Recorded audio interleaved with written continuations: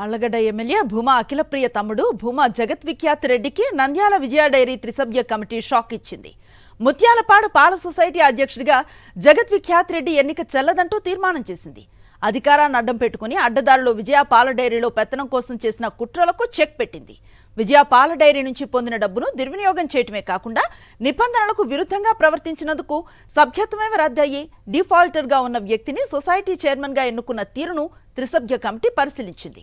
త్రిసభ్య కమిటీ తుది తీర్పుతో జగద్విఖ్యాత్ రెడ్డికి విజయ డైరీలో ఎంట్రీకి బ్రేక్ పడింది. భూమా జగద్విఖ్యాత్ రెడ్డి ఎన్నిక చెల్లదు.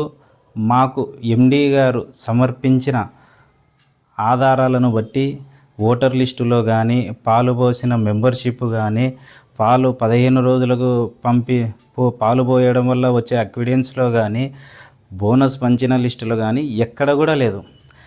ఈ ఎన్నిక ఇల్లీగల్,